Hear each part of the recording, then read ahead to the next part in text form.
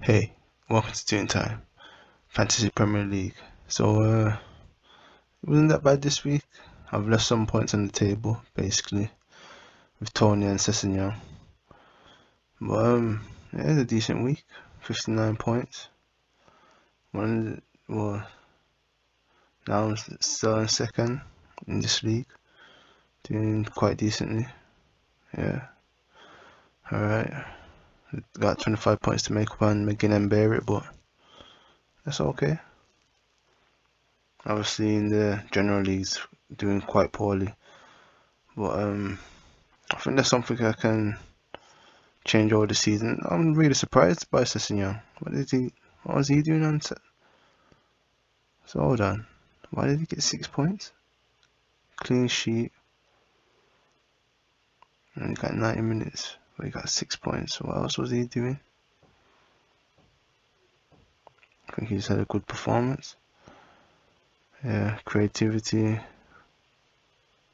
Must be the creativity which boosted his points. I think. Because everything else is quite low. And bonus point system 25. I don't know.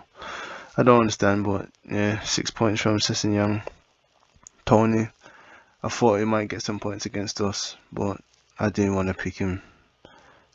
Even though he's part of the fantasy team, I'm a Newcastle supporter first and foremost, so I don't want opposition scoring points. You know, on the match days when Newcastle play certain teams. So like, I don't have any Manchester United players, so he's definitely gonna be back in when I do the team on Friday. I'm going to do some. I'm thinking about do some transfers. Eze done really well with 10 points.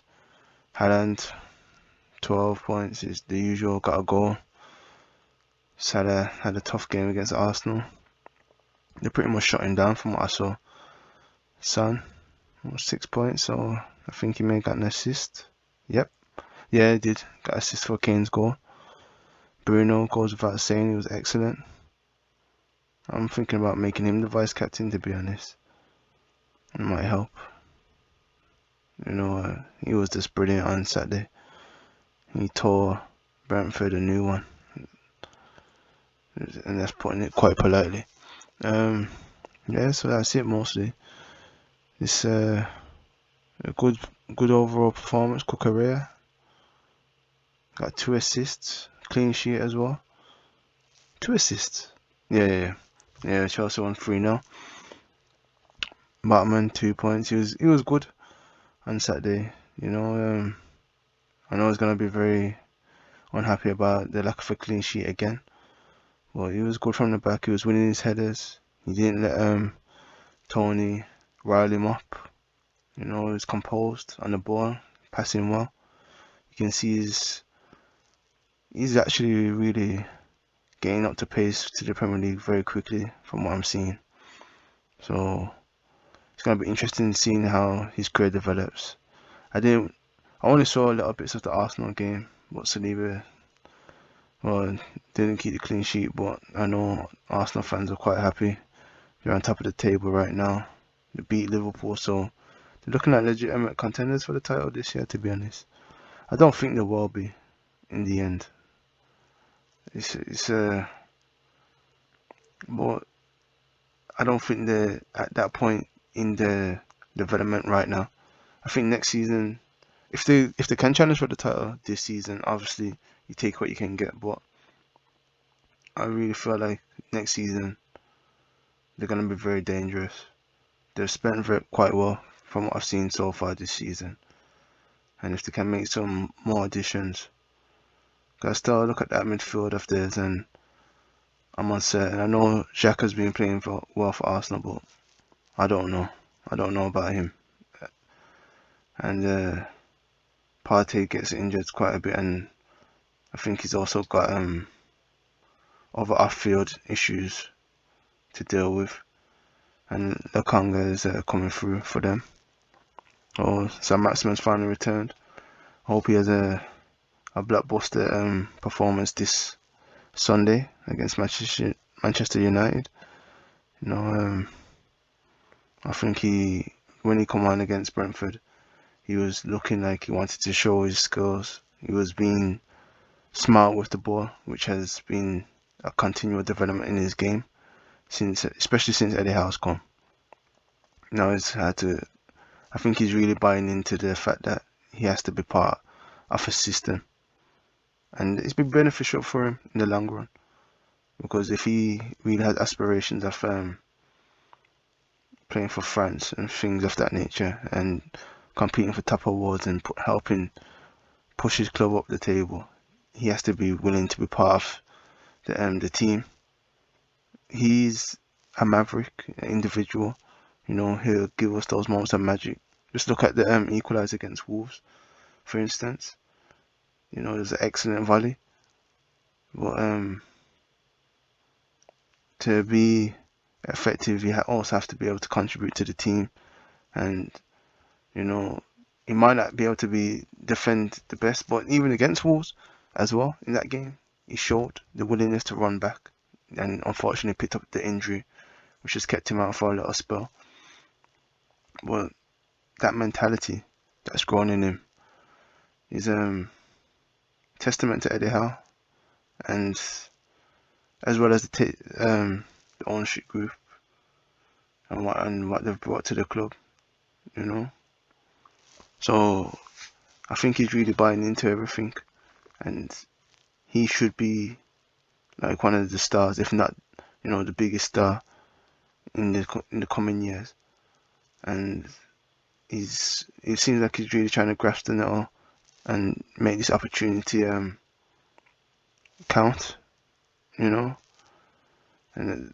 that's all you want from any player that plays for us, is that they try their best to be effective, and that's what he's doing from my perspective anyway. He's just trying to be as effective as possible.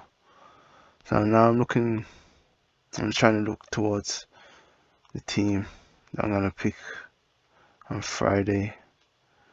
I'm looking at Sessignon. I'm like, I don't know where this come from, because now and again he comes off a good game, but I don't know about him. He's a bit sporadic with his form. Because Everton, it should be a good game for Tottenham. They're at home. I think they've had a decent run. Not great, but not poor. Son, it should be good as well. Yeah. Vinicius won't be in my starting lineup as long as Tony's available when it comes to Friday. I'm starting to look at Salah with a bit of the side eye, because he's been quite poor this season for his standards, at the very least. I mean, 2 in 10 for Salah, that's just terrible compared to what he's been doing in the past few years. But Liverpool have started quite. It's just been strange seeing them this season. They have not lit up the Premier League at all, and they might just be looking at just trying to make certain that they finish in the Champions League places, because they're not looking like they're capable of challenging Manchester City and Arsenal. It's probably still going to be Man City who're going to win the title, but I hope somebody can challenge them, at least push them towards the end of the season. And it'll be interesting to see Arsenal back amongst it. Yeah, if they can continue their form, that's what the Premier League is supposed to be about. It's supposed to be, I wouldn't say random, but that you can't predetermine the outcomes. And to see Arsenal come back like they have done this season is a testament to Mikel Arteta and his backroom staff. I watched a bit of the All or Nothing on Amazon, and I wasn't particularly convinced by some of his methods, but it seems like it's working. And well, for Arsenal anyway, I know they must be quite happy with what's happening so far this season. And we'll see how it continues for them. But yeah, I'm very happy with the points tally this week, 59 points. I just had a good couple of weeks. Well, not compared to last week, but yeah, 59 is quite good. You know, the players that expected to pick up points have. Eze finally come up with a performance for me. Bruno, I know he's gonna have a lot of these performances this season. If he's allowed to get forward, I think he should be bagging at least 8 to 10 goals, to be honest, because he just gets into dangerous positions and he takes shots on.